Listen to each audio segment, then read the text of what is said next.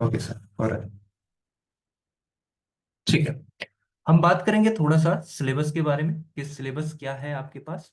और सिलेबस में हमारे पास जो सबसे फर्स्ट सब्जेक्ट आता है वो होता है आपके पास, जो आपके सिलेबस में मेंशन है, that is network theory.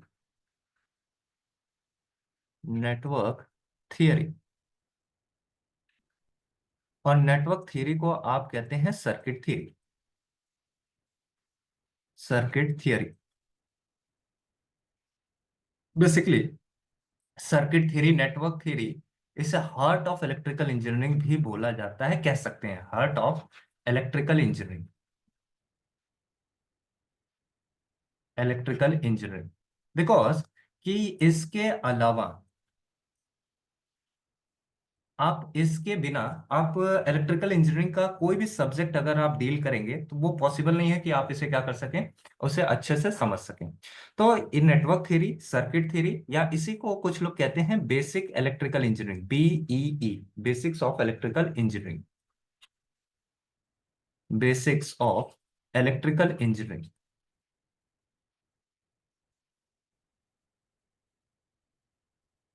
Electrical engineering, ये बेसिकली आपको डील करना होगा, या हमारा सबसे पहला सब्जेक्ट होगा नेटवर्क थ्योरी।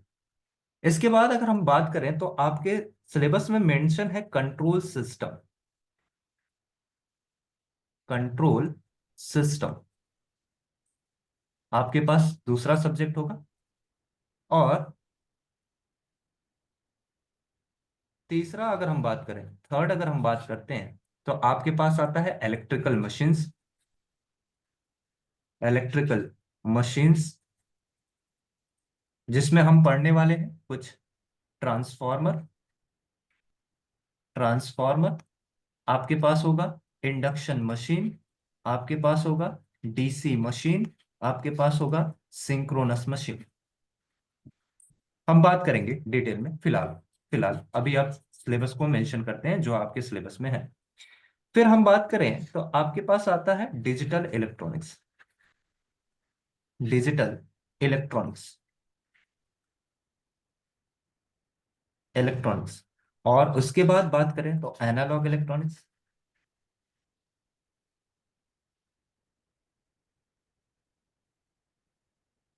और अगर हम सिक्स बात करते हैं तो आपके पास आता है पावर इलेक्ट्रॉनिक्स, जिसमें concept of SCR, concept of MOSFET, ये सारी बातें आप देखेंगे, बात करेंगे थोड़ा सा पावर इलेक्ट्रॉनिक्स। और एक और आपके पास सब्जेक्ट बचेगा, that is control system, analogue electronics, digital electronics. और चलिए एक बार देख लेते हैं, यहाँ पे आपके पास सिलेबस में मेंशन है।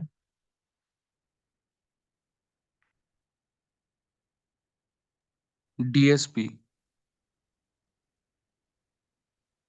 एक मिनट।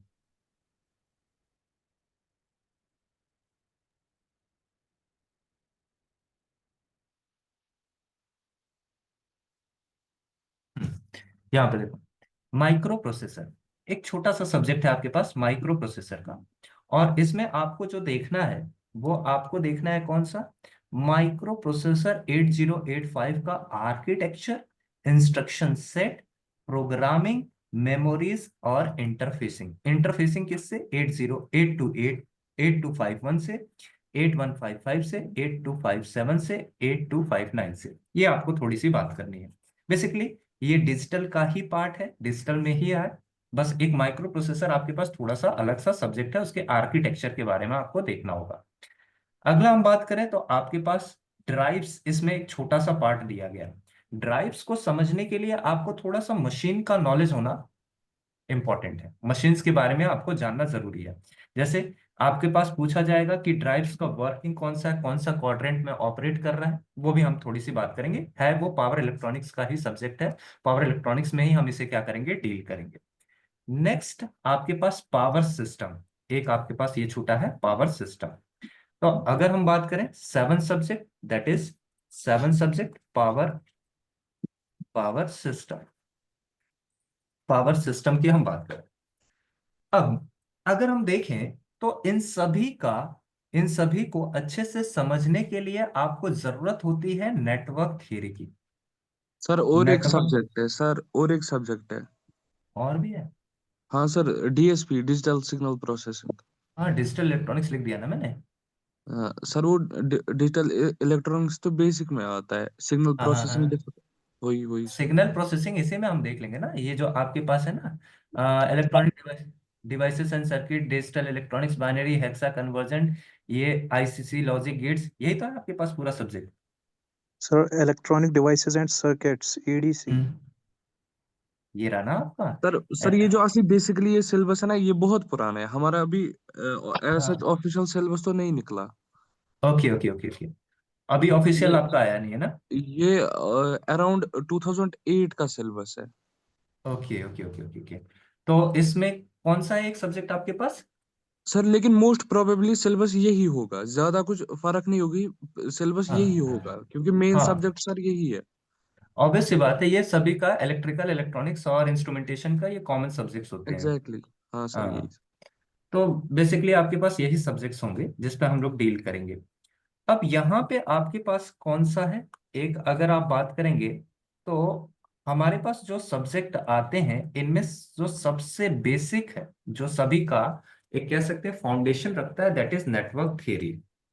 ऐसा क्यों, हम थोड़ी सी बात करेंगे। बेसिकली हम बात करें, जस्ट ए मिनट जरा इन लोगों को भी ऐड कर लिया जाए। बेसिकली अगर हम बात करें तो आपके पास किसी भी पूरे इलेक्ट्रिकल इंजीनियरिंग या किसी भी इंजीनियरिंग की अगर आप बात करते हैं, पूरे इंजीनियरिंग में अगर हम डील करें तो बेसिकली हम लोग किस चीज के बारे में डील करते हैं। कोई किसी को कोई आइडिया हो तो इन्फॉर्म करें मेरे को। एक इंजीनियर का बेसिक वर्क क्या है, अगर आप एक इंजीनियर हैं तो आपका बेसिक हम्म। क्या हुआ। आपकी आवाज क्लियर नहीं है, जोगिंदर जी कुछ कह रहे हैं। एक इंजीनियर अगर है उसका बेसिक वर्क क्या है। अच्छा, आपको आइडिया है कि एक साइंटिस्ट और एक इंजीनियरिंग ने एक इंजीनियर दो बेसिक काम करते हैं। एक साइंटिस्ट ने किसी चीज पर रिसर्च किया कि सर ऐसी चीज है और ऐसा होना चाहिए। अब इंजीनियर का क्या काम है, उसकी एफिशिएंसी को मैक्सिमाइज करना, उसकी एफिशिएंसी को मैक्सिमाइज करना। अगर हम बात करें सोर्स ऑफ एनर्जी की, अगर हम बात करते हैं सोर्स ऑफ एनर्जी की, सोर्स ऑफ एनर्जी की, अगर आप सोर्स ऑफ एनर्जी की बात करेंगे तो कोई मेरे को बताए कितने type of source of energies होते हैं, हमारे पास सोर्स ऑफ एनर्जीज है कितने। देखो, मैं आपको बताता हूं। अगर मैं कहूं आपसे कि आपके पास मेनली, एक तो आपको पता होगा रेन्यूएबल और दूसरा कौन सा होता है, non renewable source of energy होते हैं। अगर आप बात करेंगे तो मेनली आपके पास दो तरह के, तीन तरह के सोर्स ऑफ एनर्जीज हैं। एक मैं आपसे कहता हूं कि सर ऐसा है, आपके पास mechanical form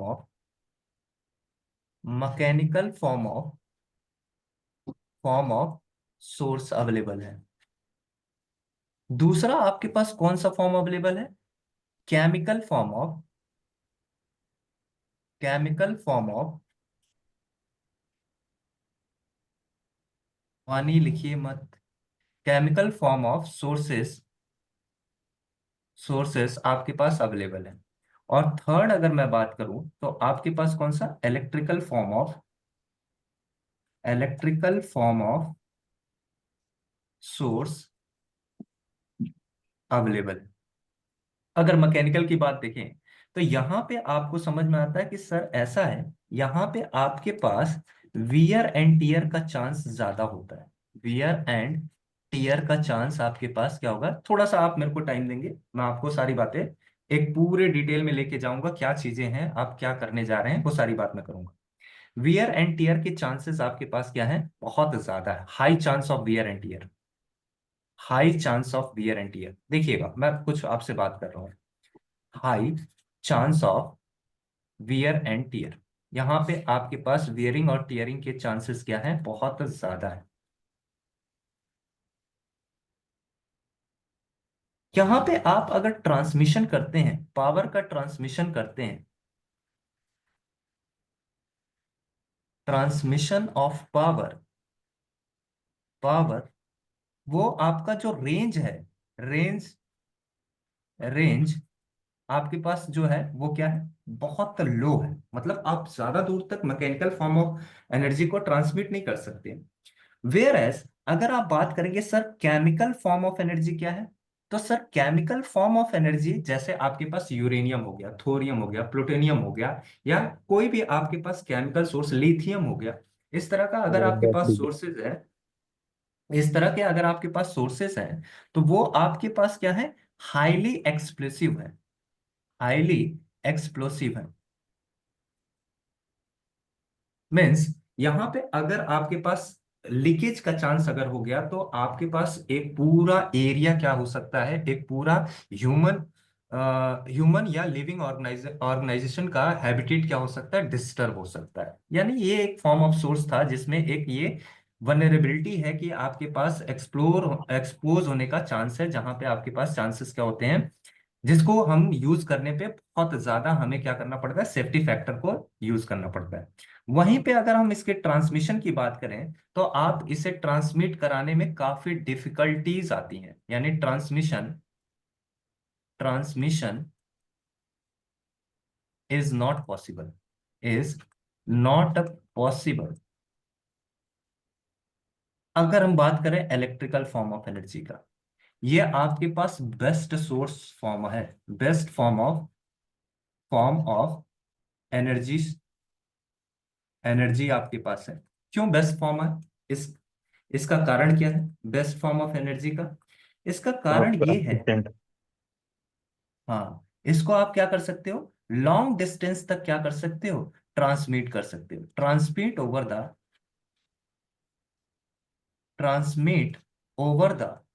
over the long distance, long distance. जैसे जैसे आप अभी JNK में हैं, आप वहां पे बैठे, वहां पे आपने डैम क्रिएट किया, डैम क्रिएट करने की वजह से आपके पास क्या होगा, वहां पे आपने पावर को जनरेट किया, बट उसका ट्रांसमिशन आप कहाँ कर दे रहे हैं, ट्रांसमिशन आप कर रहे हैं चंडीगढ़ को, आप ट्रांसमिट कर रहे हैं कहाँ पे, हरियाणा को आप ट्रांसमिट कर रहे हैं कहाँ पे, हिमाचल पंजाब। प्रदेश को। Transmission over the long distance, long distance तक आप इसे क्या कर सकते हैं, ट्रांसमिट कर सकते हैं। दूसरी अच्छी बात क्या है, कोई बताए। लॉसेस कम होते हैं सर। ऑब्वियस सी बात है, ट्रांसमिशन है तो लॉसेस तो आपके पास कम होंगे ही। जो आपके पास वियर एंड टीयर का जो चांस क्लियर है, हवा। वो आपके पास क्या होगा, बहुत कम होगा। नेग्लिजिबल। हाँ, मीन्स आपके पास कैसा हो गया, आपके पास कोई मूविंग पार्ट अवेलेबल ही नहीं होता, बहुत कम आपके पास क्या होता है, इसमें मूविंग पार्ट अवेलेबल होता है। इस वजह से वियरिंग एंड टीयरिंग का चांस क्या होता है, वियरिंग एंड टीयरिंग,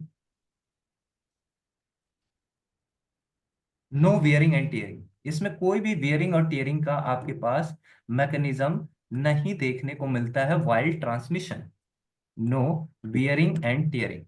अच्छा, और कुछ बताओगे, कोई अगर एक अच्छी सी बात बता दे, मजा ही आ जाए। आप स्टेप लोग, अप एंड स्टेप डाउन।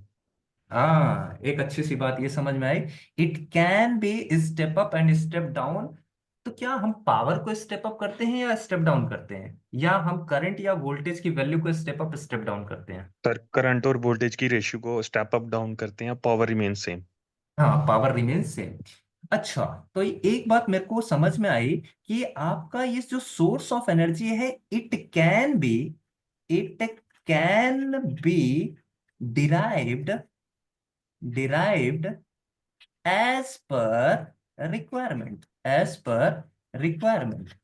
इसका मतलब समझ में आया, इसका मतलब आपको समझ में आया कि आप कह रहे हो कि आप अपनी सोर्स को जैसा आप चाहेंगे वैसा क्या कर सकते हैं, डिराइव कर सकते हैं। अब इससे मैं कई सारी बातें करूंगा, जरा ध्यान से सुनना, ध्यान से सुनना, बड़े प्यारे मजेदार सी बात होने वाली है। मैंने आपसे कहा कि सर आप कह रहे हैं इलेक्ट्रिकल फॉर्म ऑफ एनर्जी जो है वो बेस्ट सोर्स है, इलेक्ट्रिकल फॉर्म ऑफ एनर्जी क्या है, बेस्ट सोर्स है। यानी इलेक्ट्रिकल फॉर्म ऑफ एनर्जी की मैं बात करता हूं, इलेक्ट्रिकल इलेक्ट्रिकल फॉर्म ऑफ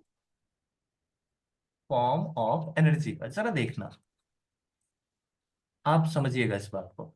अगर आप इलेक्ट्रिकल फॉर्म ऑफ एनर्जी की बात करेंगे, तो आपको कुछ चीजें समझ में आई कि सर ऐसा है, इट इज इंटर कन्वर्टेबल, ये आपके पास कैसा है, इंटर कन्वर्टेबल है। कभी आपने देखा है कि एक मोटर को आप एज ए जनरेटर यूज कर रहे हैं और फिर उसी मोटर को एज अ एक मशीन को आप एक जनरेटर की तरह यूज कर रहे हैं और फिर उसी मशीन को एज अ जनरेटर की तरह यूज कर रहे हैं। फॉर एग्जाम्पल, अभी मैं सारी बातें मशीन में भी करूंगा।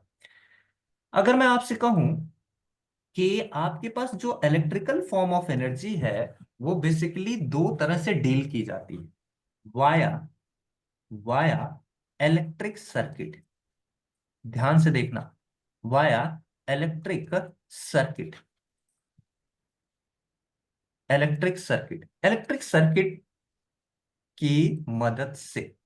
अब ये डील कर कैसे रहा हूं ये भी मैं बताऊंगा, थोड़ा सा समझ लेना। और via via magnetic magnetic field domain, field domain. अब ये क्या चीजें हैं, आराम से, वाया मैग्नेटिक फील्ड डोमेन। अगर कलर में कोई इश्यू आएगा, मीन्स किसी के आंख में अगर लग रहा होगा तो मेरे को इन्फॉर्म करिएगा, मैं कलर चेंज कर दूंगा। मैग्नेटिक फील्ड डोमेन, क्योंकि आंख ज्यादा इंपॉर्टेंट है। कुछ ऐसे एग्जाम्स होते हैं जहां पे आपके लिए आंख मायने रखता है ना, विजिबिलिटी इंपॉर्टेंट। तो यहाँ पे अगर आप देखेंगे तो आपके पास एक आप पावर को ट्रांसमिट करते हो वाया इलेक्ट्रिक सर्किट और दूसरा आप ट्रांसमिट करते हो वाया मैग्नेटिक फील्ड डोमेन। कोई मेरे को बताए कि अगर मेरे पास एक करंट कैरी कंडक्टर है, कोई भी बता सकता है, एक करंट कैरी कंडक्टर है तो इसके चारों ओर क्या आती है, मैग्नेटिक फील्ड लाइंस,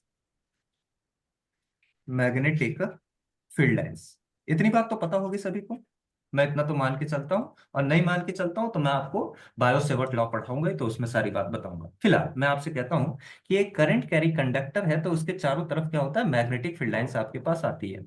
और अगर आपके पास कोई एक चार्ज रखा हुआ है, मान लीजिए आपके पास एक पॉजिटिव चार्ज है, तो इसकी वजह से इलेक्ट्रिक फील्ड लाइंस क्या होती हैं, बाहर की तरफ निकलती हैं। इलेक्ट्रिक फील्ड लाइंस आपके पास बाहर की तरफ निकलती हैं। देखिए, पढ़ना और पढ़ाना, पढ़ाना और पढ़ने के लिए आपके पास बाई डायरेक्शनल कम्युनिकेशन होना इंपॉर्टेंट है। तो मैं अगर आपसे कोई क्वेश्चन पूछूं तो आप जवाब जरूर दिया करिए, इसमें कोई हेजिटेशन होने वाली बात नहीं है। अगर आप गलत होंगे तब पर भी मैं आपको बताऊंगा, और अगर आप सही होंगे तब तो मैं आपको बता ही रहा हूँ। यहाँ पे अगर आप देखेंगे तो मैग्नेटिक फील्ड लाइंस आपके पास इस करंट कैरी कंडक्टर के ऊपर आपको करंट की वजह से यहाँ पे आपके वायर के अराउंड क्या मिलेगा, मैग्नेटिक फील्ड लाइंस आपको देखने को मिलेगी। ये आपके पास चार्जेस है। अगर चार्ज है तो यहां से आपके पास क्या निकलेगा, electric field lines electric field lines. बाहर निकलेगी। अब मेरे को एक बात बताइए, कोई भी बता सकते हैं, अगर आप डिवाइस की बात करते हैं, अगर आप बात करते हैं मोटर का, या अगर आप बात करते हैं जनरेटर का, मैं एक नॉर्मल सारी बात कर रहा हूं, अगर आप बात करते हैं रिलेज का, अगर आप बात करते हैं मेजरमेंट में यूज होने वाले पीएमएमसी या कोई भी टाइप के इंस्ट्रूमेंट का एमीटर वोल्ट मीटर, इंस्ट्रूमेंट का इंस्ट्रूमेंट्स का, तो अब जब भी बात करते हैं तो हमेशा आप कहते हैं हम यूज कर रहे हैं कौन सा, मैग्नेटिक डोमेन। Magnetic field. हाँ, मैग्नेटिक फील्ड। ऐसा क्यों करते हैं, क्यों हम इलेक्ट्रिक फील्ड का यूज नहीं करते हैं, पहला प्रश्न आपके लिए ये रहा।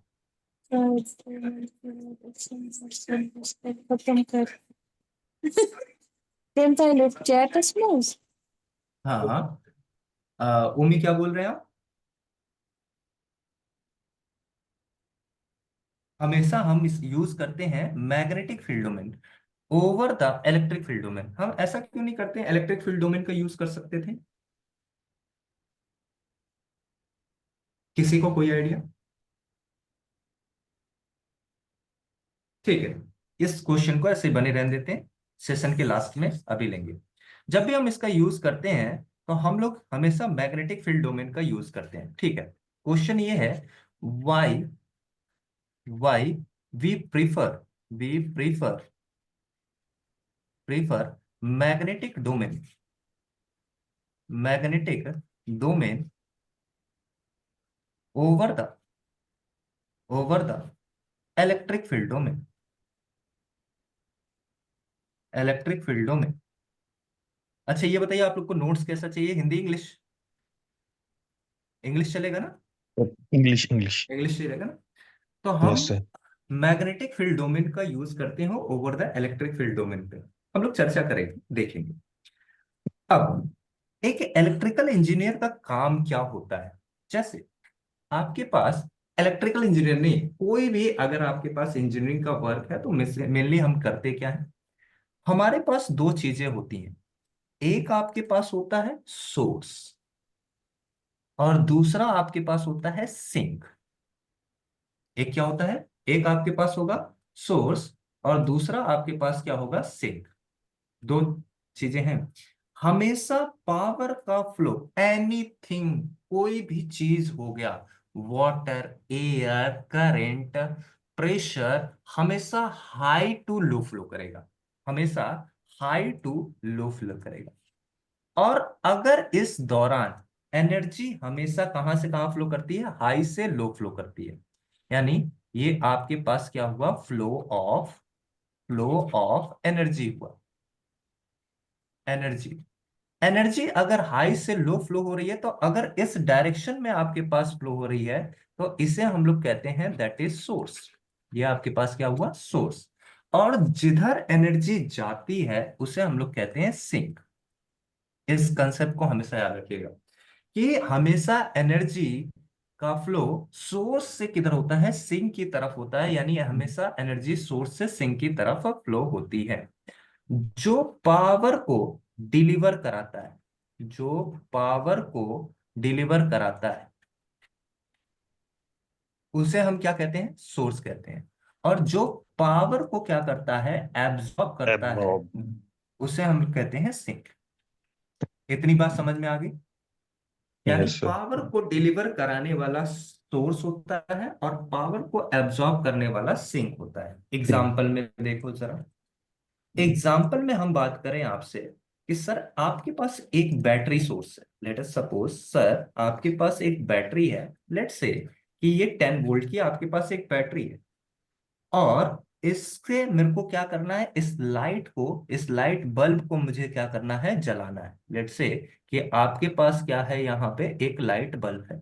चलो मैं यहाँ पे एक काम करता हूँ, चलिए। यहाँ पे मेरे पास क्या है? एक लाइट बल्ब। लेट से कि ये आपके पास एक लाइट बल्ब है, जिसे मेरे को क्या करना है? ऑन करना है। यहाँ पे मैंने एक स्विच लगाया, और इसे मुझे जलाना है। तो अगर मैं स्विच को क्लोज करता हूं, अगर मैं इस स्विच को क्या करता हूं? क्लोज करता हूं। t = 0 सेकेंड्स पे अगर मैंने स्विच को क्लोज किया, तो यहाँ पे ये सर्किट क्लोज होगा। और क्लोज होने की वजह से एक करंट यहाँ पे फ्लो करेगा, और इसकी वजह से ये लाइट क्या करेगा? ग्लो करेगा। अब इस बात को समझना। इसको आप कह रहे हो कि सर ये आपके पास क्या हो गया? इसे आप कहते हैं सिंक कहते हैं। ये पावर को क्या कर रहा है? एब्सॉर्ब कर रहा है। ये पावर को क्या कर रहा है? एब्सॉर्ब। इसे आप क्या कहते हैं? सोर्स कहते हैं। सोर्स कहते हैं। ये पावर को क्या कर रहा है? डिलीवर करा रहा है। जो पावर को डिलीवर करा रहा है वो आपके पास सोर्स बन गया, और जो पावर को एब्सॉर्ब कर रहा है उसे हम क्या कहते हैं? सिंक कहते हैं। लेकिन सर मैं कैसे पहचानूं कि ये सोर्स कौन सा है और सिंक कौन सा है? ग्रोहर, ग्रो भाई, आप इसे हटा दो जरा यार दोस्त। आ, आपने कुछ स्क्रीन पे लिखा, हाँ। पावर को आपके पास क्या हुआ? एब्सॉर्ब कर लिया, ठीक है। तो अगर पावर को डिलीवर जो करा रहा है उसको हम कैसे पहचाने, और पावर को एब्सॉर्ब करा रहा है उसे हम कैसे पहचाने? उससे पहले सोर्स से सिंक तक पावर को भेजने के लिए हमारे पास दो क्राइटेरिया है इलेक्ट्रिकल एनर्जी में। कौन कौन सा? एक वाया इलेक्ट्रिक सर्किट, और दूसरा वाया मैग्नेटिक डोमेन। अब क्या है ये देखो जरा। मैंने कहा सर आपके पास ये सोर्स था, ये सोर्स है। सोर्स से आपने पावर कहाँ भेजा? सोर्स से आपने पावर भेजा सिंक की तरफ। Think। That is your source. ये आपके पास क्या है? सोर्स है। और ये आपके पास क्या है? सिंक है। तो ये बीच में जो लगा हुआ आपके पास वायर जो आपने कनेक्ट किया है, that is your circuit. Net. हाँ, दैट इज योर नेटवर्क। ध्यान से देखना, मैं दो बातें करेंगे, दो बातें मैं करूंगा। That is your network. And in this case if the current flow through this network, then it become circuit. ये आपके पास क्या हो जाएगा? Then it become circuit. अब सर यहाँ पे आपने कहा कि पावर को हमेशा, इलेक्ट्रिकल फॉर्म ऑफ एनर्जी को हम दो तरह से ट्रांसमिट करते हैं, via using electrical circuit, via using magnetic फील्डों में। इलेक्ट्रिकल सर्किट में हमने देखा कि हम यूज कर रहे हैं क्या, हम यूज कर रहे हैं एक नेटवर्क का। और इसमें आपने दो बातें कही सर, ये नेटवर्क भी है और ये इलेक्ट्रिक सर्किट भी है। अब सर नेटवर्क और इलेक्ट्रिक सर्किट में क्या डिफरेंस है, क्या नहीं? मैं छोटी सी एक बात करूंगा।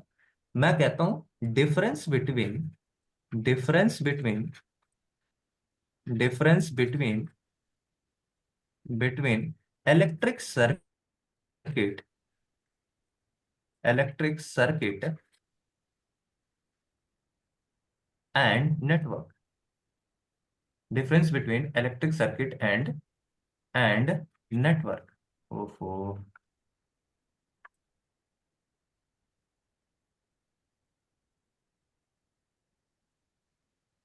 हाँ हाँ, ठीक है, ऑफिशियल सिलेबस आएगा तो भी देख लेंगे, जो भी चेंज होगा कोई इशू नहीं है। Electric circuit and network.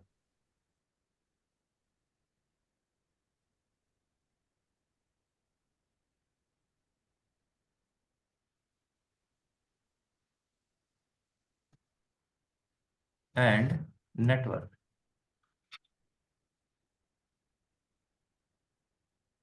ध्यान से देखना जरा। अब जरा सा इसमें ध्यान से देखिएगा, दो बातें मैंने, एक इलेक्ट्रिक सर्किट, दूसरा कौन सा, नेटवर्क। क्या डिफरेंस है दोनों में? मैंने कहा सर आपके पास कुछ कंपोनेंट्स होते हैं, आपके पास कुछ कंपोनेंट्स होते हैं, जैसे आपके पास सोर्स है, सोर्स में आपके पास बैटरी हो गया। सिंक के अंदर आपके पास क्या कंपोनेंट होता है? सर सिंक के अंदर मैं आपको सारी बात बताऊंगा, रेसिस्टर क्या है, इंडक्टर क्या है, कैपेसिटर क्या है, ये सारी बातें मैं आपको बताऊंगा। फिलहाल मैं कहा सिंक के अंदर आपके पास हो सकता है रेसिस्टर, आपके पास हो सकता है इंडक्टर, आपके पास हो सकता है कैपेसिटर, जो पावर को क्या करते हैं, मेनली इलेक्ट्रिकल के टर्म में एब्जॉर्ब करते हैं। और ये कोई जरूरी नहीं कि रेसिस्टर, इंडक्टर, कैपेसिटर ही सिंक हो। It may be a motor, it may be a motor, motor भी आपका क्या हो सकता है, सिंक हो सकता है। It may be a battery source also become a sink. मैं आपको समझाऊंगा, अभी आपको बताऊंगा कंसेप्ट ऑफ पावर में, आपको बताऊंगा। फिलहाल थोड़ी थोड़ी देर के लिए मैंने कहा अगर आप इलेक्ट्रिकल इक्विपमेंट की बात करेंगे, तो इलेक्ट्रिकल इक्विपमेंट को अगर मैं कनेक्ट कर देता हूं, जैसे मैं कनेक्शन करता हूं कुछ ऐसे, जरा देखिएगा। मैंने कहा कि सर ऐसा है, ये आपके पास आर हो गया, ये आपके पास एल हो गया, एल हो गया। यहाँ पे आपने एक बैटरी सोर्स लगाया, में भी कुछ भी वोल्ट हो सकता है, ये रेसिस्टेंस R1 है, ये इंडक्टर L1 है। और यहाँ पे आपने कनेक्ट कर दिया क्या, एक कैपेसिटर C कनेक्ट कर दिया। अगेन मैंने एक रेसिस्टर कनेक्ट कर दिया, R1, R2, C, L, और ये वोल्टेज V1। ऐसे मैंने कुछ कनेक्शन कर दिया, ऐसे मैंने कुछ कनेक्शन कर दिया। क्या इसमें कोई क्लोज लूप अवेलेबल है? No sir. अगर इसमें पार्टिसिपेट भाई सभी लोग करेंगे, जितने लोग हैं सभी लोग पार्टिसिपेट करेंगे। देखो, पढ़ाना उतना ही इंपॉर्टेंट है जितना आपके लिए समझना इंपॉर्टेंट है। मेरे पढ़ाने का मेन एम तब पूरा होता है जब आप लोग रिस्पॉन्ड करेंगे। आप रिस्पॉन्ड नहीं करेंगे तो फिर जो भी आपको समझ में आया आप रिस्पॉन्ड करिए। क्या इसमें कोई क्लोज लूप पॉसिबल है? इसमें कोई भी close loop no sir. Available नहीं। नेटवर्क। लेकिन हाँ, मैंने कहा कि सर ऐसा है कि आपके पास एक वोल्टेज सोर्स है, ये पॉजिटिव टर्मिनल, ये नेगेटिव, एक आर लगा हुआ है, एक एल लगा हुआ है, एक सी लगा हुआ है। और मैंने कहा सर ये आपके पास एक क्लोज लूप बन गया। यहाँ पे अगर आप देखेंगे तो आपने एक एल, इसको आप L1 कह रहे हैं, इसे आप L2 कह रहे हैं। और यहाँ पे आपके पास एक कौन सा हो गया, C1 हो गया, ये आपके पास C2 हो गया, ये आपके पास R1 हो गया। और लेट से कि यहाँ से आपके पास क्या लगा हुआ है, ये आपके पास R2 लगा हुआ, R2 लगा। ये अगर आप देखेंगे तो इसे आप कहते हैं नोड, इसे आप क्या कहेंगे, नोड। सारी बातें हम लोग केसीएल में करेंगे, नोड क्या होता है, मेश क्या होता है, लूप क्या होता है, इवन हर एक चीज। फिलहाल आप इतना समझिए कि आपने अभी देखा है, दो बातें की, डिफरेंस बिटवीन आपके पास क्या है, डिफरेंस बिटवीन नेटवर्क और आपके पास सर्किट में। अगर आप यहाँ पे देख रहे हैं तो आपके पास सारे एलिमेंट्स कैसे हैं, ओपन सर्किटेड, मतलब कोई भी क्लोज नहीं है, no close path available, no close path path available, कोई भी क्लोज पाथ अवेलेबल नहीं है। अगर कोई क्लोज पाथ अवेलेबल नहीं है तो कोई करंट फ्लो नहीं होगा, क्योंकि करंट को फ्लो होने के लिए हमेशा क्या चाहिए होगा, क्लोज पाथ चाहिए होगा। यानी यहां पे अगर आप देखेंगे तो इस पाथ के अंदर आपको क्या दिखेगा, एक क्लोज पाथ, एक करंट यहां पे दिख रहा है, यानी इसको आप कह रहे हैं क्लोज पाथ बोल रहे हैं। और अगर क्लोज पाथ है तो डेफिनेटली इसके अंदर से आपको करंट दिखनी ही दिखनी है। यानी यहां पे आपके पास एक क्लोज पाथ अवेलेबल है, has has one close path, close path। तो ये वाला जो पोर्शन होगा, कौन सा वाला, कौन सा वाला पोर्शन, ये वाला जो आपको ये पोर्शन दिखेगा, ये वाला जो आपको पोर्शन दिखेगा, इसको आप कह सकते हैं सर ये आपके पास इलेक्ट्रिकल सर्किट हो गया। यानी इलेक्ट्रिकल सर्किट के पास क्लोज पाथ होना चाहिए। और इस वाले पोर्शन की अगर आप बात करेंगे, कौन से का, इस पोर्शन की अगर आप बात कर रहे हैं तो सर यहां पे आपके पास कोई भी क्लोज पाथ अवेलेबल नहीं है, यहां पे आपके पास कोई भी क्लोज पाथ अवेलेबल नहीं है। So this become network, network, and this become electrical circuit, electrical circuit. यानी इलेक्ट्रिकल सर्किट में must have close path, network circuit में it may have and may not have. Electrical circuit, electrical network क्या हुआ, it may has close path, close path, and may not, and may not, कुछ भी हो सकता है। ये आपके पास नेटवर्क तो हो सकता है, this become network, but not a, but but not a electric circuit, electric circuit. बात समझ में आया, इलेक्ट्रिक सर्किट होने के लिए आपके पास क्लोज पाथ होना इंपॉर्टेंट है। यहां पे ये इलेक्ट्रिक सर्किट तो है, और also also called as network. इसको आप क्या कह सकते हैं, नेटवर्क भी कह सकते हैं। यानी आपको दो बातें समझ में आई कि सर अगर क्लोज पाथ होगा तो उसके अंदर से करंट आएगा, और करंट होगा तो डेफिनेट सी बात है वो आपके पास क्या होगा, इलेक्ट्रिक सर्किट। इलेक्ट्रिक सर्किट होगा। और इलेक्ट्रिक सर्किट नेटवर्क हो सकता है, लेकिन सभी नेटवर्क इलेक्ट्रिक सर्किट नहीं हो सकते। इंपॉर्टेंट बात है। अगर मैं वेन डायग्राम के थ्रू बात करता हूं, वेन डायग्राम के थ्रू बात करें तो हम कह सकते हैं कि अगर एक आपके पास ये नेटवर्क का एरिया है,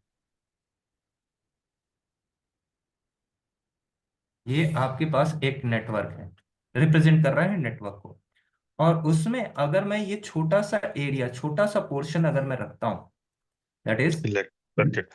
हाँ, this one is network,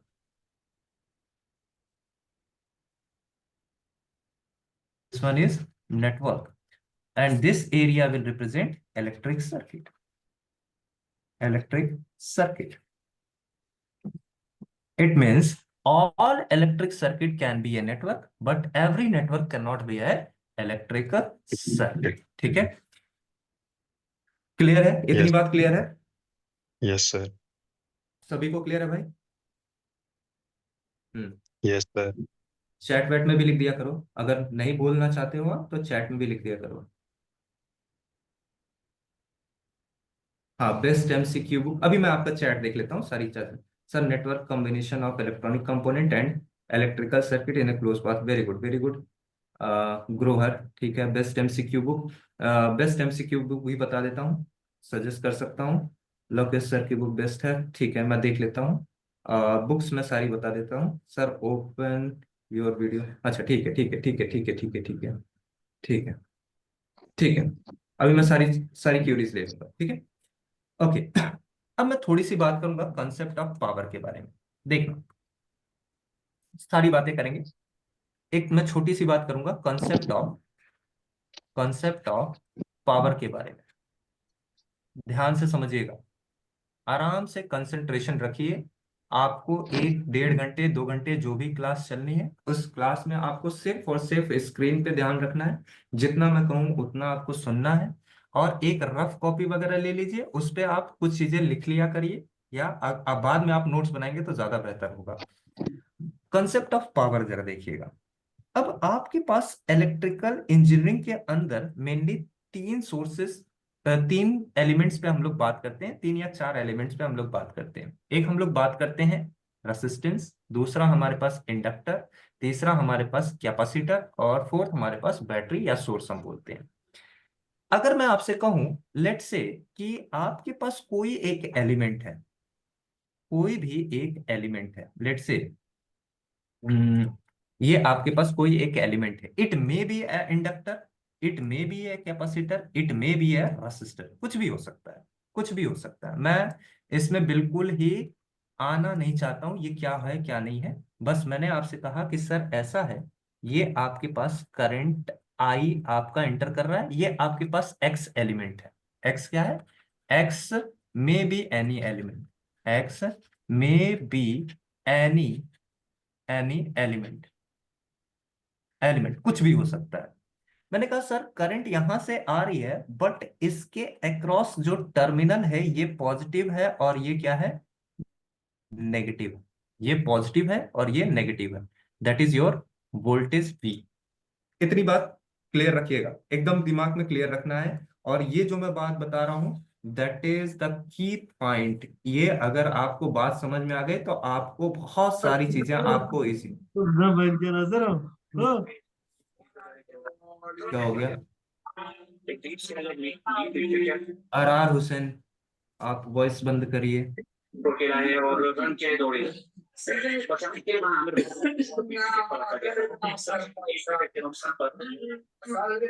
Asrar ji, Asrar ji voice, हाँ ठीक है। मैंने कहा कि आपके पास एक्स कोई एक एलिमेंट है, इसमें करंट आपके पास क्या हो रहा है? करंट आई क्या कर रहा है? एंटर कर रहा है, और इसके अक्रॉस जो वोल्टेज है वो आपके पास वी है।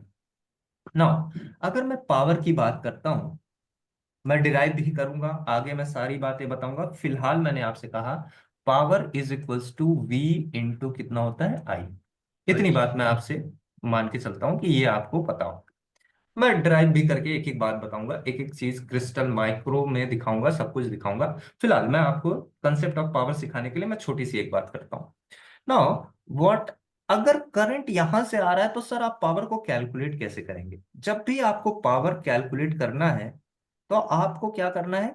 करंट को ऑलवेज पॉजिटिव रखना है। ध्यान से सुनना, ध्यान से सुनना, मिस नहीं होनी चाहिए बात, सभी लोग कंसंट्रेट करें। आपको करंट जब भी को करो। पावर, जब भी आपको पावर को कैलकुलेट करना है, करंट को पॉजिटिव लेना है। Now focus on the polarity of voltage. Voltage की पोलैरिटी पे आपको क्या करिए? फोकस करिए। करंट पॉजिटिव टर्मिनल से क्या कर रहा है? एंटर कर रहा है। एंटर कर रही है सर। हाँ, पैसिव तो एलिमेंट, पैसिव एलिमेंट। हाँ हाँ वो सारी बात सर आएंगी, ये अभी एब्जॉर्ब टेंशन। करेगी सर, एब्जॉर्ब करेगी, पावर हाँ एब्जॉर्ब हो जाएगा सर। बिल्कुल बिल्कुल बिल्कुल बिल्कुल। वेट वेट वेट, यहाँ पे आपका क्या हुआ? Very good. पावर क्या हुआ? आपके पास P आ जाएगा, that is equals to positive.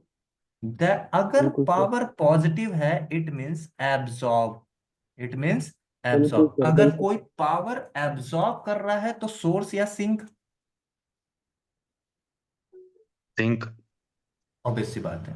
अगर कोई पावर को एब्जॉर्ब करता है इट मींस क्या हो गया? वो सिंक बन गया। मैं एक केस और लेता हूं। Wait wait wait wait wait, just wait. मैंने आपसे कहा कि सर ऐसा है, ये एलिमेंट आपके पास वाई एलिमेंट है, और यहाँ पे आपके पास जो करंट है, एक्स वाई में भी एनी एलिमेंट, यहाँ पे करंट आई है, और यहाँ पे अब की बार पोलैरिटी। आप कहेंगे सर करंट को आप पॉजिटिव लीजिए, और आपको मेंशन क्या करना है? आपको मेंशन देखना है। हाँ, अगर बिल्कुल कोई सर, इश्यू आए तो सर जी बताइएगा। बिल्कुल। मेंशन क्या करना है?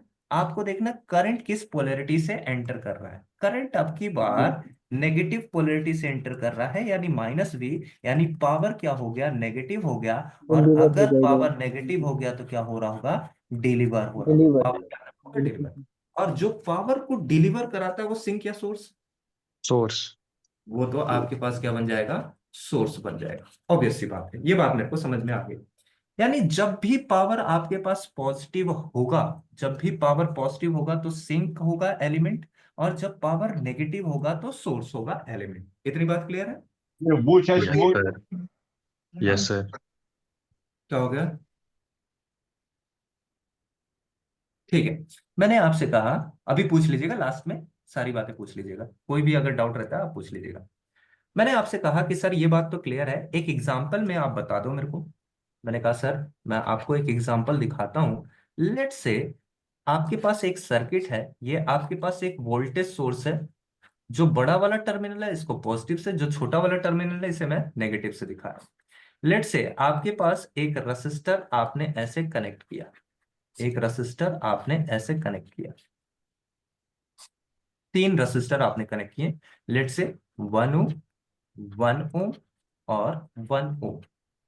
आपने कहा सर ये 10 वोल्ट का आपके पास, 9 वोल्ट का, थोड़ा सा कैलकुलेशन भी इजी रहे, अगर एग्जांपल ले रहे हैं तो ज्यादा दिमाग क्यों लगाएं। 9 वोल्ट का आपने एक सोर्स ले लिया। तो अगर मैं आपसे कहूं कि सर ऐसा है कि यहाँ पे आप देखेंगे तो करंट कितना फ्लो होगा, that is I is equals to V upon में R equivalent, that is nothing but V upon में R1 प्लस R2, क्योंकि सीरीज में कनेक्टेड है, ये सारी बात भी मैं करूंगा, फिलहाल आप थोड़ी सी बात को यहाँ देखेंगे। तो मैंने आपसे कहा I is equals to 9/3, that is equals to 3 amps, यही होगा। अब Yes, sir. आपने कहा सर यहां से अगर करंट का डायरेक्शन पॉजिटिव से निकल रहा है और यहां पे एंटर कर रहा है, ये बहुत इंपॉर्टेंट कंसेप्ट है, यहां पे एंटर कर रहा है, इट मींस इसका अगर मैं पावर को कैलकुलेट करूं, दैट इज करंट आपके पास ये है। और सर आपने ही कहा current is equals to 3 ampere, मैंने कहा हाँ पॉजिटिव में लेना है आपको, current is equals to 3 ampere. Now किस वोल्टेज पोलरिटी से एंटर कर रहा है, वोल्टेज पोलरिटी नेगेटिव है, that is equals to -9, 9 3 27 of negative, that is power is equals to negative, means power क्या कर रहा है, ये डिलीवर करा रहा है, इट मींस ये क्या हो गया, सोर्स हो गया। ये क्या हो गया, सोर्स हो गया। अगेन अगर मैं बात करूं तो सर ये डिलीवर करा रहा है, और एक रसिस्टर ऑलवेज क्या होता है, resistor, resistor always behave as a sink, ये हमेशा Think. क्या होगा, सिंक की तरह Think. बिहेव करेगा। और अगर इसे सिंक की तरह बिहेव करना है, it means this terminal should be Positive. Positive, बोलो भाई, Yes, sir. Yes, sir. And this terminal should मतलब बी कि सर नेगेटिव। अगर Like, मतलब yes, कि sir. अगर करंट से रजिस्टर से पास हो जाएगा तो वहां पे प्लस हाँ, का साइन छोड़ के जाता है सर, पहले। हाँ, जिस टर्मिनल से करंट एंटर करेगा रसिस्टर के अंदर वो पॉजिटिव ही होना है, Extra positive. क्योंकि रसिस्टर बिल्कुल विल पॉजिटिव छोड़ ऑलवेज के जाता है। बिहेव एज ए, हाँ, Think. सिंक। क्योंकि रसिस्टर क्या होता है, बाई डायरेक्शनल होता है, मैं बात करूंगा, आएंगे हम लोग कैरेक्टरिस्टिक पे, active, passive, unidirectional, bidirectional behaviour के बारे में बात करेंगे। फिलहाल आप ये ऐसे समझो कि आपके पास ये क्या बन गया, ये आपके पास पॉजिटिव टर्मिनल, क्योंकि resistor always behave as a sink, वो हमेशा कैसे बिहेव करेगा, सिंक की तरह बिहेव करेगा। और ये क्या करता है, ये इलेक्ट्रिकल फॉर्म ऑफ एनर्जी को हीट फॉर्म में क्या करता है, कन्वर्ट करता है। बेसिकली मैंने आपसे कहा कि अगर आप देखोगे 3 एम्पियर, इट मीन्स 3 वोल्ट का आपके पास ये क्या होगा, करंट आएगा, 3 वोल्ट का वोल्टेज आएगा, सॉरी वोल्टेज आएगा। अगेन करंट का पाथ तो यही है, और इस हिसाब से अगर आप देखोगे तो this terminal should be positive and this terminal should be negative. Again, this terminal should Good. be positive and this terminal should be negative. And each has the voltage drop of 3 volt. Each 3 has volt. the voltage drop of 3 volt. Is it? यही तो होगा, यही होगा ना। Yes. और Yes, sir. अगर आप यहां से देखेंगे मेरे भाई, तो आपको समझ में आएगा कि ये कितना पावर ड्रॉप कर रहा है। अगर आप यहां से देखेंगे तो ये पावर ड्रॉप कर रहा है कितना, P, पावर दिल्ली शाहिद शाहिद शाहिद शाहिद और शाहिद शाहिद शाहिद, हाँ शाहिद, हाँ यहाँ, शाहिद, हाँ यहाँ पे देखो, यहाँ पे अगर, यहाँ पे अगर आप देखेंगे तो आपके पास क्या मिलेगा, अगर आपने कहा सर आपके पास करंट कितना है, प्लस ऑलवेज 3, यही तो मैंने आपसे बोला था। और सर वोल्टेज तो पॉजिटिव का है, करंट एंटर कर रहा है पॉजिटिव टर्मिनल से, तो मैंने कहा sir positive of 3 that is equals to 9 watts का पावर आपके पास ये क्या कर रहा है, पॉजिटिव में आ रहा है। अगेन आप यहां से पावर कैलकुलेट करेंगे, 9 वॉट्स का पावर आपको मिल रहा है। अगेन यहां से करंट एंटर कर रहा है, 3 एम्पियर का करंट एंटर कर रहा है, और यहां से अगर आप पावर कैलकुलेट करेंगे 9 वॉट्स का पावर आपको दिख रहा है। अगर आप देखेंगे 9 वॉट्स, 9 वॉट्स और बिल्कुल सर, नाइन जितना वॉट्स डिलीवर हो रहा है उतना एब्जॉर्ब भी हो रहा है sir. Very good, very good, very good. यानी अगर मैं टोटल सिंक का पावर एब्जॉर्ब की बात करता हूं, तो कितना एब्जॉर्ब हो गया, ये हो गया प्लस बराबर है। 27 वॉट का पावर क्या हुआ, एब्जॉर्ब हुआ। अगेन अगर मैं बात करता हूं नेगेटिव का पावर कितना था, -27 वॉट। अब माइनस साइन ये बता रहा है it mean deliver, it means deliver. Plus sign आपको बता रहा है it means absorb, Law of absorb. conservation. Law of conservation of what, law of Energy. Conserve मतलब कि सर समेशन ऑफ हाँ, power delivery is equal to summation of power absorb sir. हाँ, summation of power deliver plus कितना, summation of power absorb that is equals to Equal to 0। 0.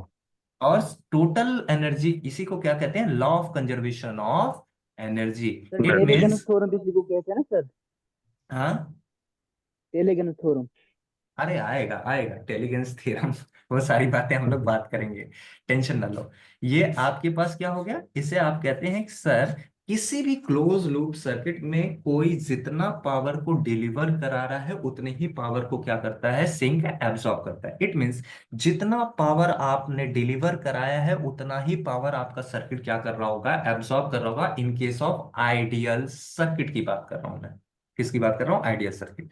Ideal circuit का मतलब है जो आपने वायर यूज किया है इसका रेसिस्टेंस कितना और है, negligible, zero, zero losses. Zero loss. यानी आपने आइडियल सर्किट की बात किया तो इसके अंदर आपके पास पावर जितना डिलीवर होगा उतना ही पावर क्या हो रहा होगा, एब्जॉर्ब हो रहा होगा। इसे आप क्या है, कॉन्सेप्ट ऑफ पावर आपने समझ लिया। अच्छा एक और बात बताएंगे आप क्या, कि अगर मैं आपसे कहूं, अगर मैं आपसे कहता हूं कि सर आपके पास वॉइस किसी की खुली हुई है उसे क्लोज करिएगा। अगर आपके पास क्या है, एक सर्किट मैं और देता हूं, अब की बार मैं डीसी सर्किट नहीं दे रहा हूं, अब की बार मैंने आपसे कहा है एसी सर्किट। कई लोगों को एसी सर्किट से डर लगता होगा, कई लोगों को एसी सर्किट से डर लगता होगा, ऐसा डरने की कुछ बात नहीं।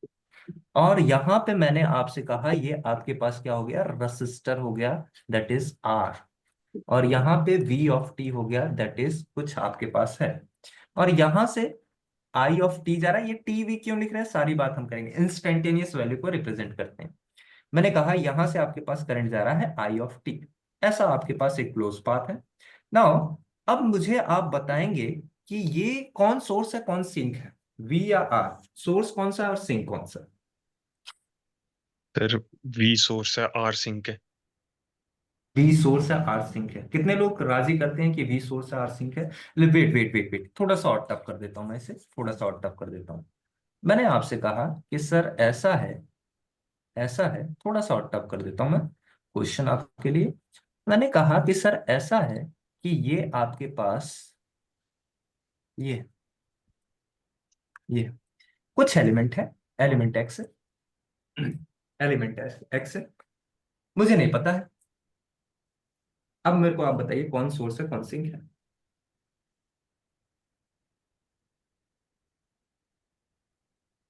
किसी को कोई आइडिया,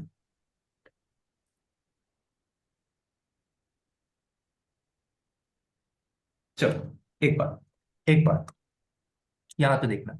मैंने आपसे कहा कि जब भी आपके पास एसी सोर्स आएगा, जब भी आपके पास क्या आएगा, एसी सोर्स होगा, इस केस में सोर्स और सिंक को डिसाइड करने के लिए आपको हेल्प लेना पड़ेगा फेजर डायग्राम का, फेजर डायग्राम।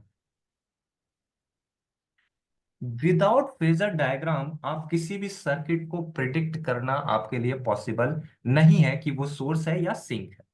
एग्जाम्पल के तौर पे मैंने आपसे कहा कि जो वोल्टेज है ये करंट को किसी एंगल से, किसी एंगल से, यानी फाई जो है इसके बीच का 30 डिग्री, मैंने फाई कितना कर दिया, 30 डिग्री कर दिया।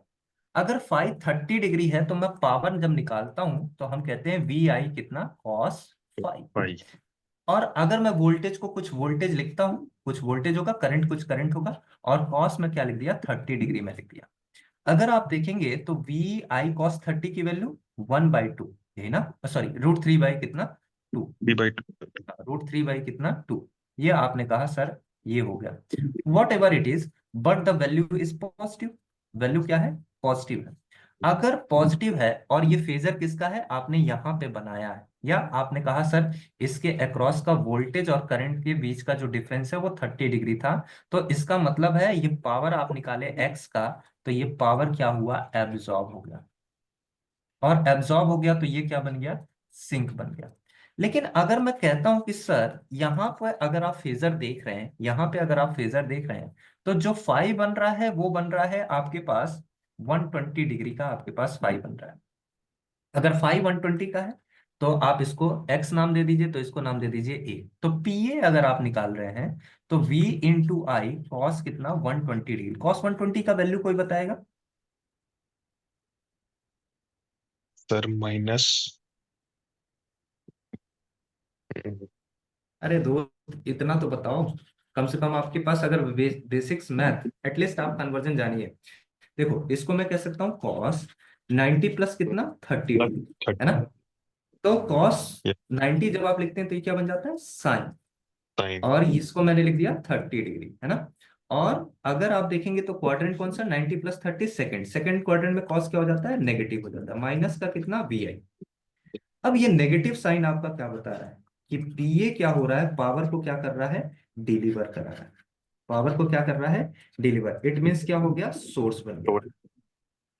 इसका मतलब है without phasor diagram, sir without phasor diagram AC circuit can not be predicted. अगर आप बिना फेजर डायग्राम के किसी एसी सर्किट को प्रिडिक्ट करना पॉसिबल नहीं है, नोट करके मैं कह रहा हूं, without circuit diagram, without circuit diagram, circuit diagram, diagram, any any AC circuit, AC circuit,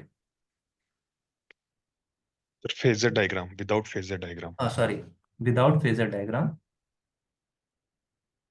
without phasor diagram, any AC circuit can not be predictable, can't be predicted, predicted.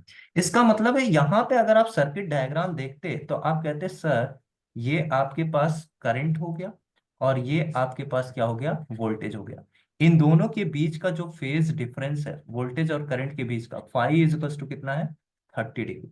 Sir यहाँ पे अगर आपने देखा तो आपने कहा सर यहाँ पे आपके पास वोल्टेज है और ये आपके पास करंट है, तो इसके बीच का फाई कितना हो गया, 120 डिग्री हो गया। और इस हिसाब से आपको नजर आया ये क्या कर रहा है, पावर को डिलीवर करा रहा है, और ये क्या कर रहा है, पावर को एब्सॉर्ब कर रहा है। कुछ बातें आपके दिमाग में गई, concept of source and sink, yes sir. concept of source and sink.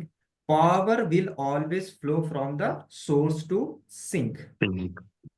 Power will always flow from the source to sink. और अगर पावर डिलीवर हो रहा है that means source, power absorb हो रहा है दैट मीन्स सिंक। इतनी बात समझ में आ गई। और इसको फ्लो कराने के लिए हम लोगों ने दो ट्रोपोलॉजीज का मदद लिया, पहला इलेक्ट्रिक सर्किट और दूसरा magnetic field domain. Now it's time for magnetic field domain. It's time for the question why we are prefer magnetic domain over the electric field domain। जरा सा हम लोग देखते हैं हम लोग मैग्नेटिक डोमेन का यूज क्यों करते हैं। अब तक के सेशन में किसी को कोई क्यूरी, कोई दिक्कत? चैट देख लिया जाए एक बार। सर फ्लो ऑफ एनर्जी हमेशा यूनिडायरेक्शनल रहेगा। ऑब्वियस सी बात है, सोर्स से सिंक की तरफ।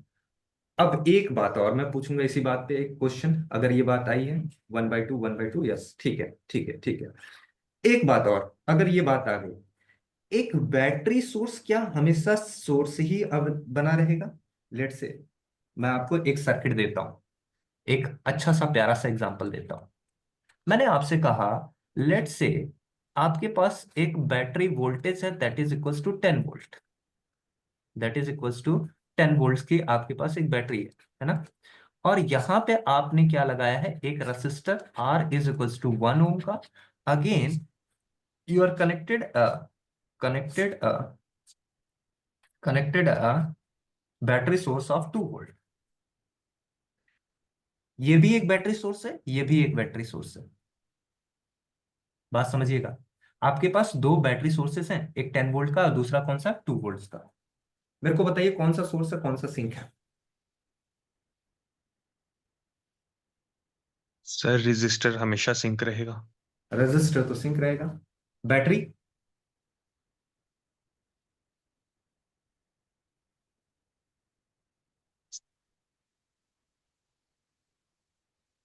ओके ले, इधर देखो, इधर देखो। मैंने कहा कि सर ऐसा है कि यहां से हमेशा करंट हायर हायर पोटेंशियल से कहां पहुंचता है, लोअर लो पोटेंशियल की पोटेंशियल। तरफ, है ना। मैं बात करूंगा, थोड़ी सी मैं आपसे चर्चा कर लेता हूं यहाँ पे। अगर मैं यहाँ पे देखूंगा तो ये आपने रेफरेंस वोल्टेज कितना ले लिया, 0। जब भी आप नेगेटिव से पॉजिटिव जाते हो तो आप कहते हो राइज ऑफ वोल्टेज। क्या बोलते हो, राइज ऑफ वोल्टेज। आपने वोल्टेज का क्या किया, राइज किया, नेगेटिव से पॉजिटिव जा रहे हो, that is your rise of voltage. कितना हुआ, राइज ऑफ वोल्टेज। क्या, नेगेटिव से अगर पॉजिटिव जा रहे हैं, that means rise of voltage. 2 volt sink, 2 volt sink, 8 volt, 2 volt and 8 volt sink. कौन, जितेंद्र जी रुकिए, अभी 2 वोल्ट सिंक नहीं होगा दोस्त, रुक जाओ। हाँ 2 वोल्ट सिंक होगा, और अभी 2 वोल्ट, और हम बात करते हैं, ठीक है। राइज अगर हम करें नेगेटिव से पॉजिटिव की तरफ, that means equals to 2 volt, और यहाँ पे आपके पास कितना हो जाएगा, 10 वोल्ट। यानी करंट हमेशा हायर पोटेंशियल से आपके पास किधर फ्लो होगा, लोअर पोटेंशियल की तरफ फ्लो होगा। और अगर आपको करंट निकालना है, that is I is equals to change in voltage, इन दोनों के बीच में वोल्टेजेस का चेंज कितना आया है, अपॉन में रेसिस्टेंस आप लिख देते हैं, that is equals to 10 minus 2 upon में कितना, 1, that is equals to 8 ampere का आपके पास क्या आ जाएगा, करंट आपके पास फ्लो हो रहा है। अगर 8 एम्पियर का करंट फ्लो हो रहा है, it means resistor behave like a sink, always always always at any case. तो ये आपके पास वोल्टेज का ड्रॉप करेगा, यानी 8 वोल्ट का आपका ये ड्रॉप किया। अगेन 8 एम्पियर का करंट आपका यहां से एंटर हो रहा है, दैट इज पॉजिटिव टर्मिनल से, है तो बैटरी, बट ये बिहेव क्या कर रहा है, एक सिंक की तरह बिहेव कर रहा है। यहां से अगर मैं पावर कैलकुलेट करूं तो सर आपने कहा था 8 एम्पियर का करंट होगा, और इनटू आपने कहा सर पोलैरिटी देखिएगा, +2 volt, that is equals two plus कितना, 16 वॉट का ये आपके पास क्या होगा, पावर को क्या कर रहा है, एब्जॉर्ब। पॉजिटिव क्या बोल रहा है, एब्जॉर्ब कर रहा है। और अगर कोई पावर एब्जॉर्ब कर रहा है, it means it should behave as a sink. Now in the another case, अगर आप देख रहे हैं तो 8 एम्पियर का करंट आपका एंटर कर रहा है नेगेटिव टर्मिनल में।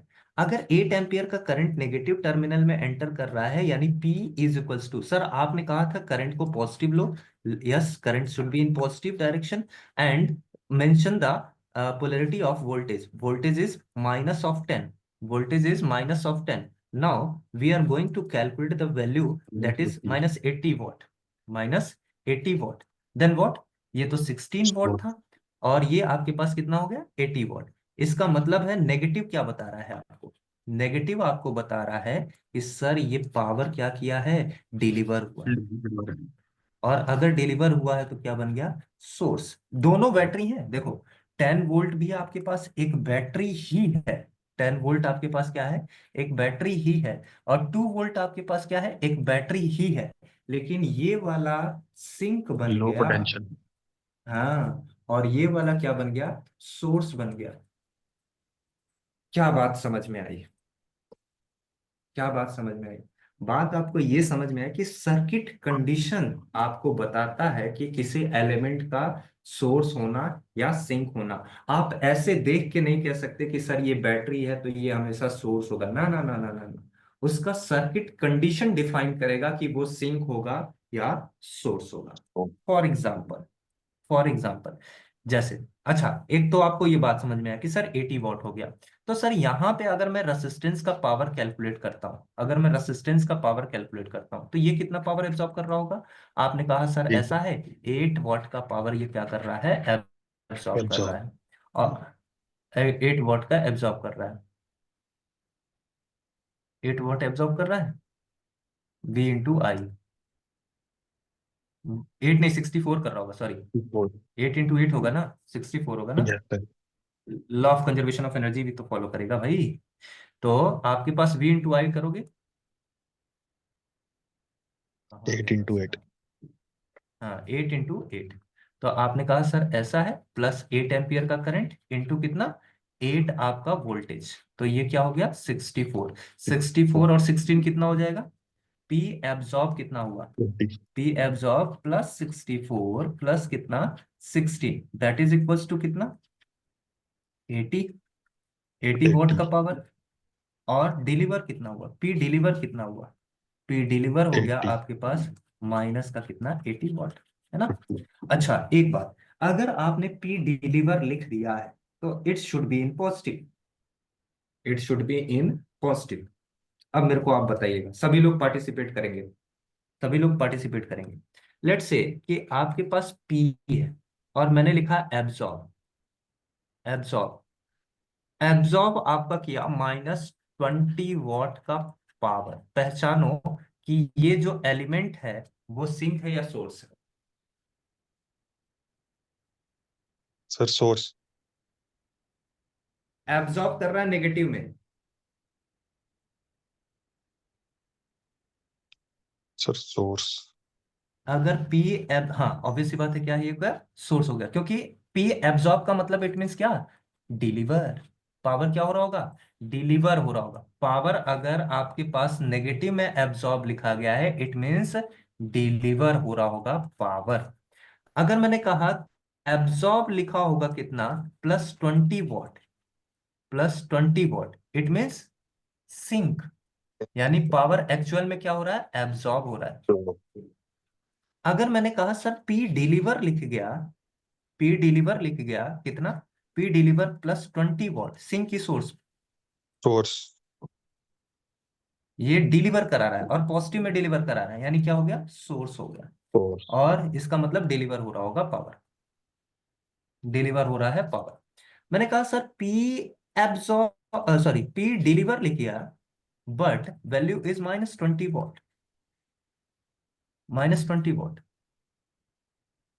डिलीवर है बट नेगेटिव में डिलीवर है। सिंक। हम्म, एब्जॉर्ब कर रहा डिलीवर, होगा। एब्जॉर्ब कर रहा होगा, इट मींस नेगेटिव डिलीवर मतलब एब्जॉर्ब करना, एब्जॉर्ब। यानी ये क्या हो गया, एब्जॉर्ब, एब्जॉर्ब। तो इस बात का हमेशा खासा ख्याल रखिएगा, क्योंकि आपके पास जो क्वेश्चंस मिलेंगे वो आपके ऑप्शंस में कह देगा कि एक रेसिस्टर कितना पावर एब्जॉर्ब किया, और एब्जॉर्ब में +20 -20। तो इस बात को आप जब तक नहीं समझेंगे तो आप ऑप्शन को टिक नहीं लगा पाएंगे, क्योंकि स्टेटमेंट कुछ और लिखा होगा, आपने आंसर निकाल लिया बट फिर भी आप क्या करेंगे, आंसर गलत करके आएंगे। तो इन सारी बातों को आपको समझना होगा, ठीक है। नाउ ये आपने जो कंडीशन देखा है, ये आपने जो सर्किट कंडीशन देखा है, ये सर्किट कंडीशन आपको क्या बता रहा है, ऐसा कोई एग्जांपल बता सकते हैं। ये आपका कहा कि कोई भी एलिमेंट का सिंक या सोर्स होना उसके सर्किट कंडीशन के ऊपर डिपेंड करता है। यानी यानी नोट करके मैं एक बात कर रहा हूं, circuit condition will define, circuit condition will define, define the the nature, nature of the element, element किसके बारे में, either, either, either it will be, source और sink. Either it, either it will be, will be source और sink, उसे source होना है या sink होना है उसका सर्किट कंडीशन डिटरमाइन करेगा। एग्जाम्पल में बता सकते हैं क्या, एग्जाम्पल में, अगर एक बैटरी है, कैपेसिटर के साथ कनेक्टेड है। एक बैटरी को अगर मैं चार्ज कर रहा हूं, एक बैटरी को मैं क्या कर रहा हूं, चार्ज कर रहा हूं, इट बिकम सिंक। एक बैटरी है बट उससे मैं क्या कर रहा हूँ, लाइट लाइट को ऑपरेट कर स्टोर। रहा हूँ, या मोबाइल फोन को मैं क्या कर रहा हूँ, चला रहा हूँ। मोबाइल को क्या कर रहा है, ऑपरेट कर रहा है, उस बैटरी से मैं मोबाइल ऑपरेट करा रहा है। अगर मोबाइल ऑपरेट हो रहा है, इसका मतलब ये बैटरी क्या हो गया, सोर्स बन गया। सोर। यानी बैटरी वही है, बट चार्जिंग के दौरान वो क्या हो गया, सिंक हो गया, और मोबाइल को ऑपरेट करने के दौरान वो क्या बन गया, सोर्स बन गया। ये सर्किट कंडीशन डिटरमाइन करता है कि किसे सिंक होना है, किसे सोर्स होना है। बात समझ आए? Yes sir. अब किसी की कोई क्यूरी इस रिगार्डिंग?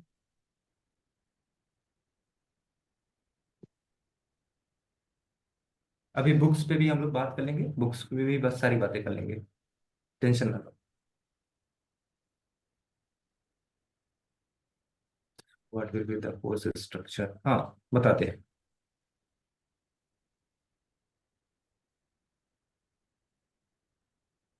हाँ हाँ, रुक जाओ यार, इंट्रो इंट्रो इंट्रो में बता दूंगा, टेंशन ना लो, सारी बातें मैं कर लूंगा, सारी बातें मैं कर लूंगा। अच्छा, अब ये हमने कुछ कुछ बातें कर ली आपसे, ठीक है ना। मैंने कहा कि सर ऐसा है, मेरा क्वेश्चन जो था, क्वेश्चन कुछ ऐसा था, क्या मैंने आपसे बात किया था, सर अगर हम बात करें,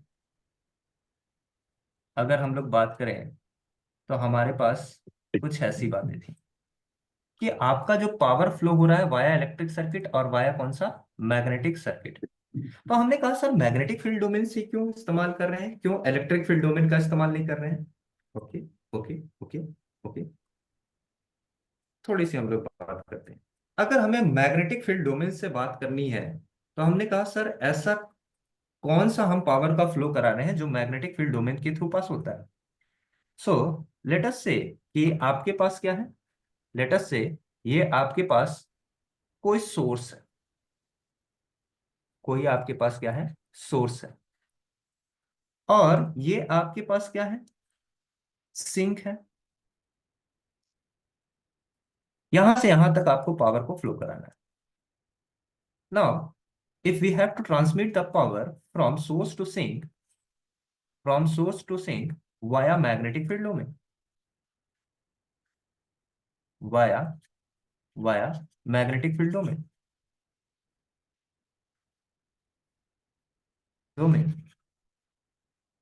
जब भी आपका मैग्नेटिक फील्ड डोमेन होगा, वो आएगा, या कोई भी फील्ड डोमेन आता है, मैग्नेटिक हुआ या इलेक्ट्रिक हो, जब भी आपके पास डोमेन इंटर करेगा, it means energy inter convertible होगा, energy energy get inter converted, get inter converted, inter converted,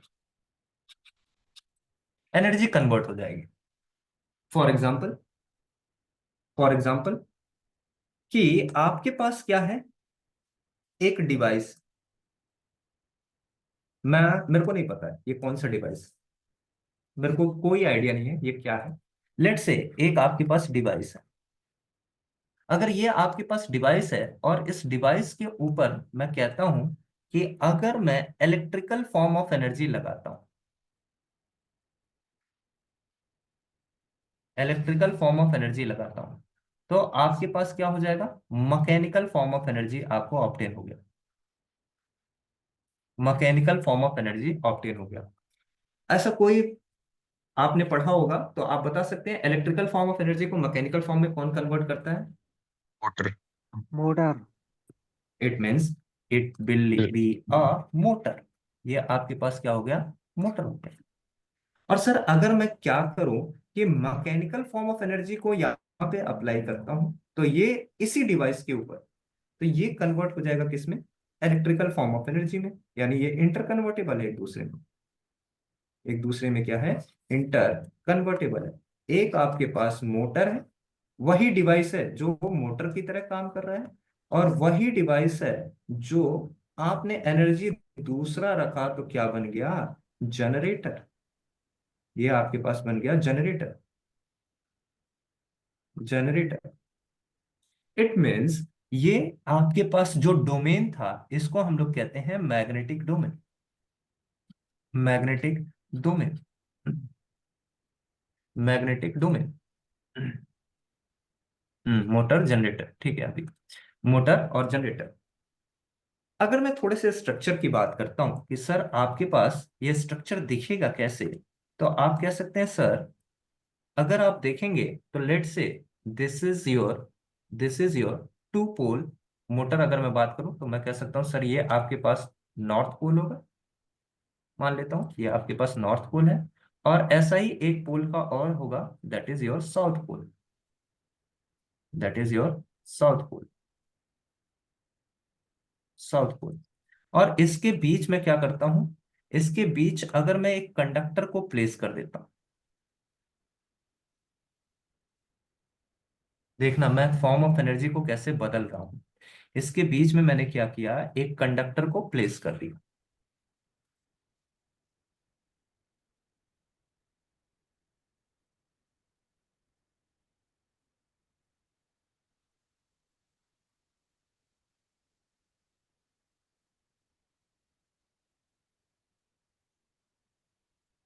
late से आपके पास एक सिंगल टर्न का कंडक्टर है, एक सिंगल टर्न का कंडक्टर है।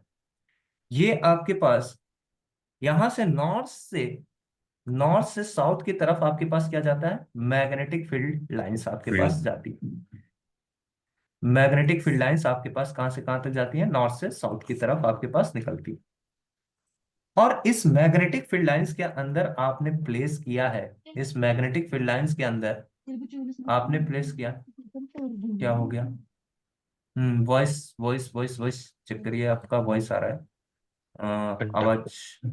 हाँ, अगर आपने इसमें रखा है और कंडक्टर के ऊपर आपने क्या किया, एक फोर्स लगाया, लेट से आपने इसको घुमाया, इसकी वजह से इस कंडक्टर के अंदर एक ईएमएफ क्या होगा, जनरेट होगा। ईएमएफ यहाँ पे क्या होगा, जनरेट होगा। इसको आप कहते हो इलेक्ट्रोमोटिव फोर्स। ये आपके पास क्या है, कंडक्टर, कंडक्टर। ये आपके पास क्या हो गया, ये आपके पास हो गया मैग्नेटिक डोमेन, मैग्नेटिक डोमेन हो गया। मीन्स आपने पावर को पावर को कैसा दिया, अप्लाई जो पावर किया वो मैकेनिकल फॉर्म में, यानी ये फॉर्म कैसा है, अप्लाइड पावर आपके पास मैकेनिकल फॉर्म ऑफ एनर्जी है, मैकेनिकल फॉर्म ऑफ एनर्जी है। और जो आपने जनरेट किया वो कौन सा हो गया, electrical, electrical form. Electrical form of energy को आपने जनरेट किया। इसका मतलब है ये एनर्जी आपने मैकेनिकल को इनपुट दिया, तो आउटपुट क्या मिल गया, electrical form via magnetic domain. Magnetic domain. आपने अगर इनपुट अप्लाई किया कौन सा, इलेक्ट्रिकल फॉर्म, तो आपको आउटपुट मिल जाएगा कौन सा, मैकेनिकल फॉर्म। यानी अगर यहां से मैं करंट को एंटर कराता हूं ईएमएफ लगा के, तो ये टॉर्क को क्या करेगा, प्रोड्यूस करेगा, स्पीड यहाँ पे आएगा, ये कंडक्टर क्या करने लगेगा, रोटेट करने लगेगा, दैट इज योर आउटपुट। और इस हिसाब से मैंने कहा कि ये एनर्जी मैग्नेटिक डोमेन के थ्रू सिंक से क्या, सोर्स से कहाँ ट्रांसफर हो गया, सिंक की तरफ ट्रांसफर हो गया। यानी इलेक्ट्रिकल सोर्स ऑफ एनर्जी एक ऐसा एनर्जी है जो क्या है, इंटर कन्वर्टेबल है, electrical to mechanical, mechanical to electrical form of energy. और इस तरह से हम पावर को भी क्या करते हैं, ट्रांसमिट करते हैं। बात समझ में आई, इतनी बातें क्लियर हो गई, जी बोलो सर। यार। ओके, ठीक है, यस सर। ठीक है, ठीक है। तो अभी की क्लास इतना ही रखते हैं, फिर हम लोग कल की सेशन में और भी बातें करेंगे। और थोड़ी सी मैं अपने बारे में बता देता हूँ, और थोड़ा सा मैं पहले चैप्टर बता देता हूँ, हमें क्या क्या पढ़ना है इसमें, है ना, हमें क्या क्या इसमें पढ़ना है। सबसे पहले मैं आपसे बात करता हूँ कि चैप्टर्स क्या होने वाले हैं नेटवर्क थियरी में। ये तो मैंने आपको बेसिक सा कुछ आइडिया दिया, नेटवर्क थियरी, और इसी को आप बोलते हैं circuit theory, circuit theory.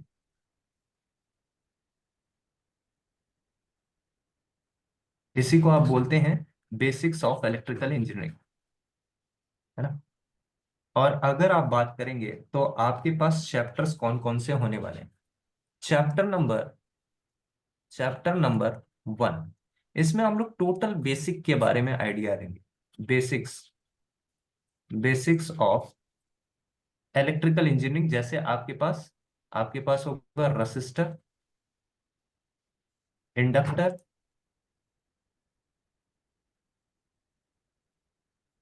Basics of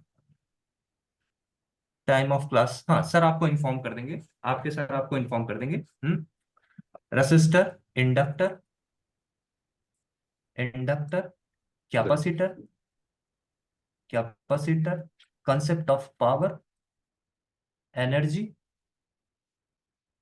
energy, charge, charge, Ohm's law, Ohm's law. Basically हम लोग ओम्स लॉ पे बात करेंगे ना, तो सारी बातें एक साथ कवर हो जाती हैं। तो हम लोग 8 फॉर्म ऑफ ओम्स लॉ को देखेंगे। तो ये आपके पास क्या हो जाएगा, टोटल बेसिक्स में हम लोग डील करेंगे। Chapter number 2, KVL chapter KCL. Number 2, हाँ, chapter number 2 KVL plus KCL पे हम लोग डील करेंगे। चैप्टर नंबर 3, चैप्टर नंबर 3 हम लोग देखेंगे थ्योरम्स, सॉरी, चैप्टर नंबर 3 हम लोग बात करेंगे एसी थेवेनिन। फंडामेंटल्स के बारे में।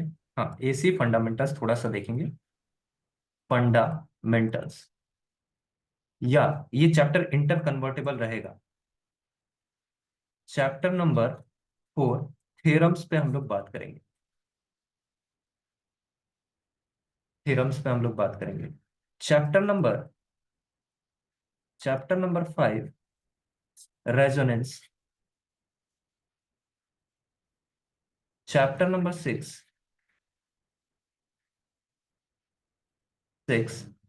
और ये आपके पास हो जाएगा ट्रांजिएंट।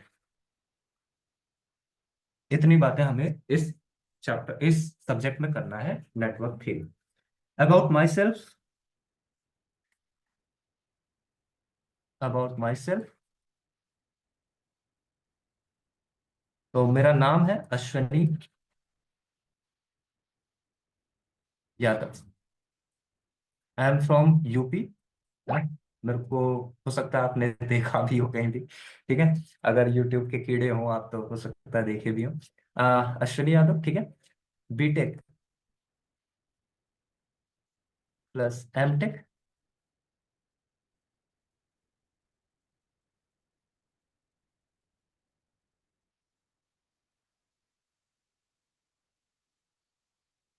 गेट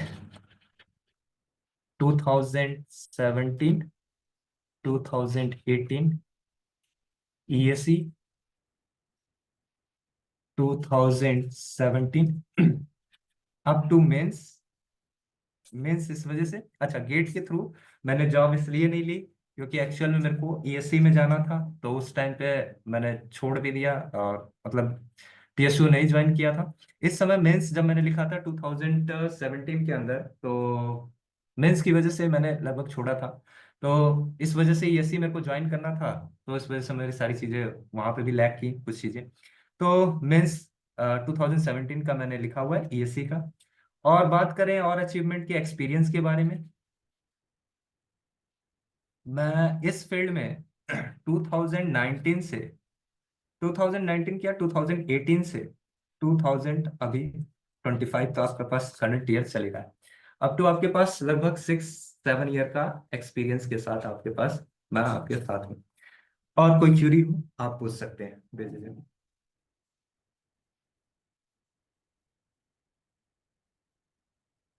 अब थोड़ा सा और क्यूरी आपकी ले लिया जाए।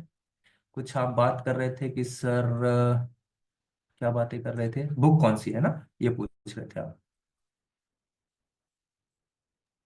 Best yes book, sir. Best book. हाँ, देखो, अ, अगर मैं बुक की बात करूं तो सबसे पहली चीज, आपके पास डिफरेंट सब्जेक्ट्स हैं, डिफरेंट सब्जेक्ट्स हैं।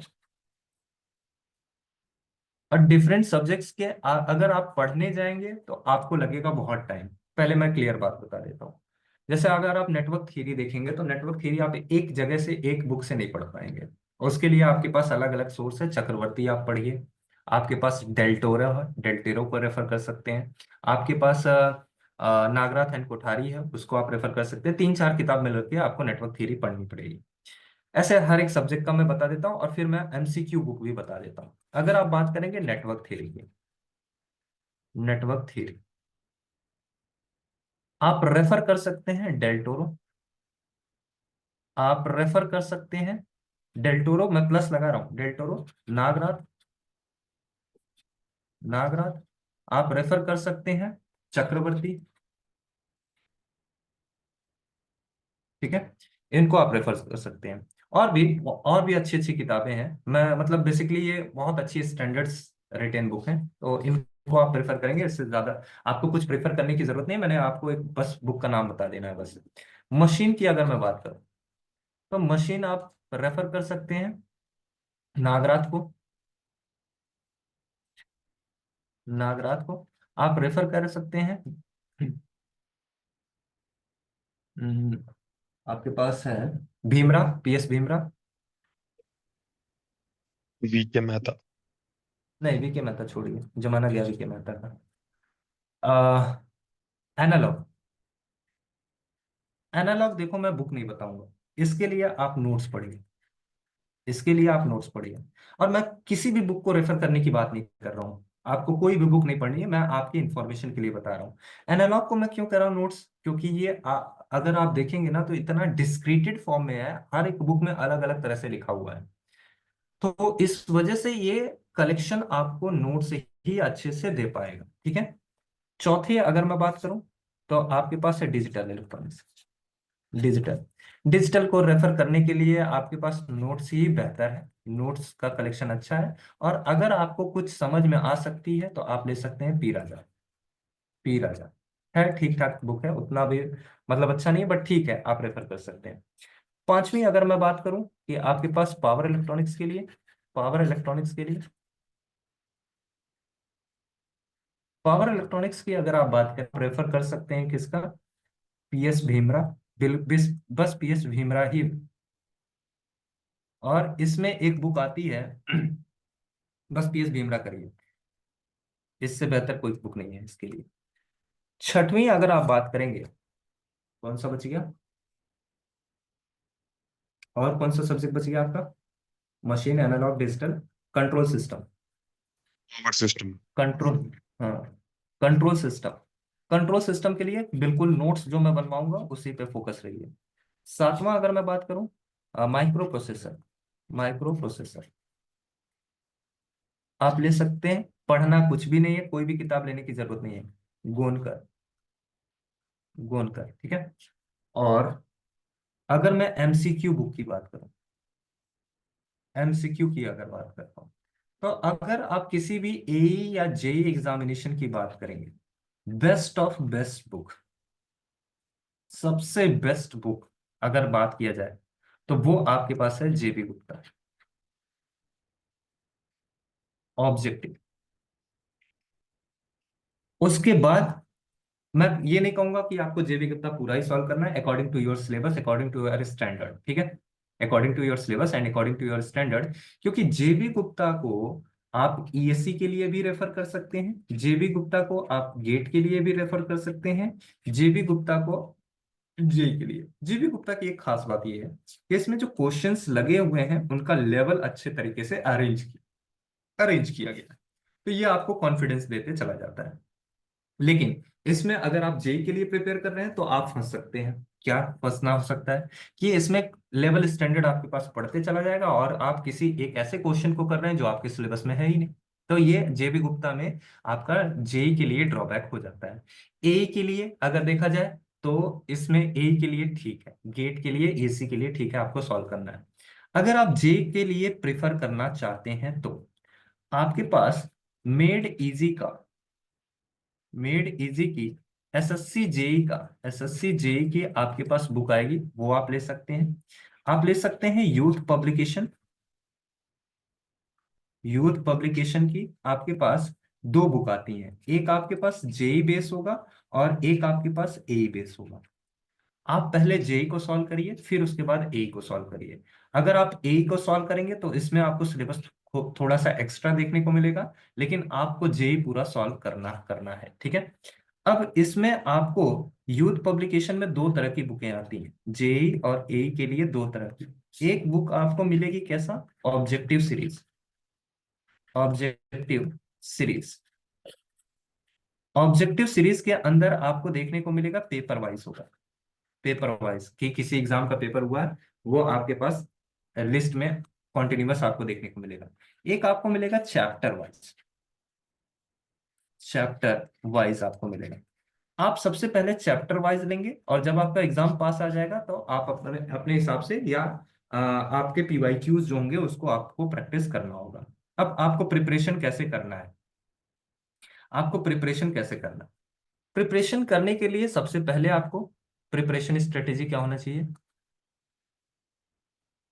प्रिपरेशन स्ट्रेटेजी क्या होना चाहिए? सबसे पहले आपके पास क्या होना चाहिए, प्रॉपर नोट्स होना चाहिए, प्रॉपर नोट्स आपके पास बने होना चाहिए। जो मैं पढ़ा रहा हूं उसके आपके पास नोट्स होने चाहिए। प्रॉपर नोट्स को, नोट्स के साथ जिस दिन जो नोट्स बनाता हूं उसको नोट्स बनाइए और उसका रिवीजन जैसे ही आप करते हैं इसके क्लास के बाद अगले दिन आप उसको सुबह उठिए रिवाइज कर लीजिए। रिवाइज करने के बाद जितने क्वेश्चन मैंने करवाए टॉपिक के, जो टॉपिक मैंने पढ़ाया है उसका क्वेश्चन आप ढूंढ के कर जाइए, कोई भी ऑब्जेक्टिव सीरीज उठा लीजिए उसका क्वेश्चन कर जाइए। तीसरा काम आपको क्या करना है, अगेन आपको रिवीजन करना है, अगेन आपको रिवीजन करना है। चौथा काम, उमर रुक जाओ भाई, रुक जाओ रुक जाओ रुक जाओ, इसको हटाओ स्क्रीन से। हाँ, रिवीजन करना है और फिर आपको क्या करना है, टेस्ट को अटेंड करना है। रिवीजन, टेस्ट, ये चीजें हो गई। और पांचवी बात, आपके पास जो लास्ट आएगा, टेस्ट देने के बाद आपको शॉर्ट नोट बनाना है, शॉर्ट नोट बनाना है। इतना काम आप करिए, आपका कोई भी एग्जाम होगा इजीली क्रैक हो जाएगा। ये सिंपल, सरल, आसान स्ट्रेटजी है, इससे बेहतर कोई स्ट्रेटजी नहीं होता है। अगर आप ये क्वेश्चन करके और तुरंत ही शॉर्ट नोट बनाएंगे, मैं कहूंगा आप एक फिर से दोबारी वही कॉपी लिख देंगे। आपको सबसे पहले सेल्फ प्रिपेयर नोट्स, फिर उसके टॉपिक्स के क्वेश्चन करने हैं, रिवीजन करना है, फिर आपको टेस्ट देना है, टेस्ट देने के बाद शॉर्ट नोट बनाना है, अगेन आपको क्या करना है, test short note, test short note.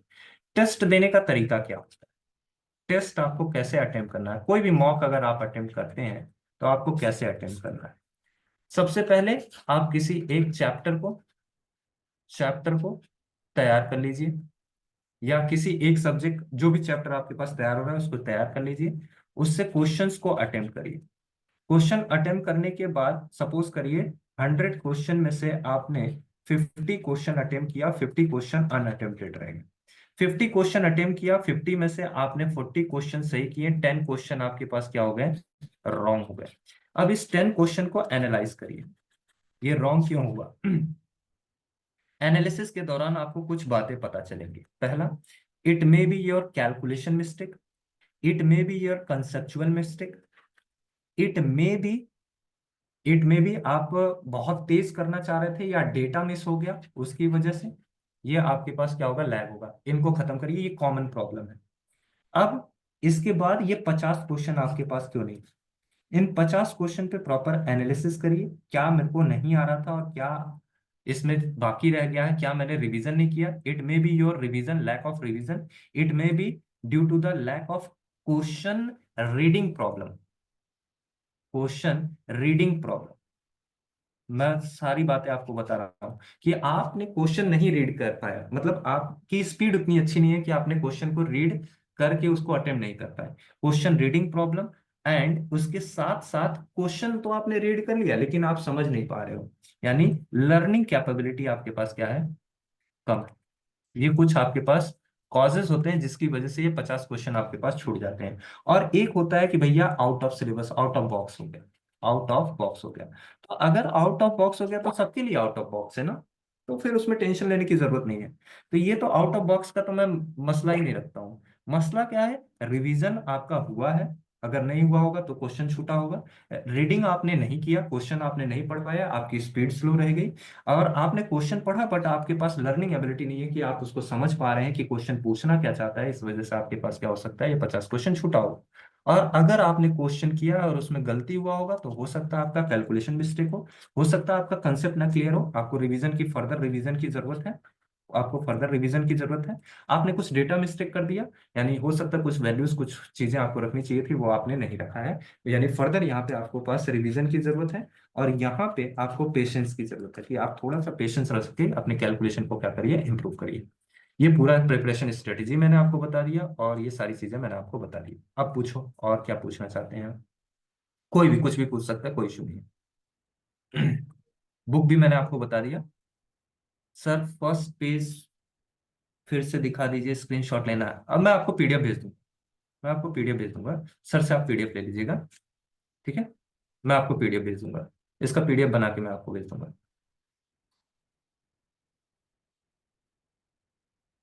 और कोई क्वेश्चन? रही बात टाइमिंग की, तो टाइमिंग आपको सर बता देंगे, क्लास टाइमिंग क्या होनी है क्या नहीं होना है।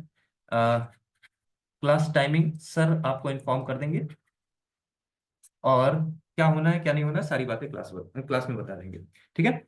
चलिए फिर हम लोग कल मिले, अभी के लिए साइन ऑफ किया जाए। किसी को कोई कंसेप्ट में इशू, कोई दिक्कत?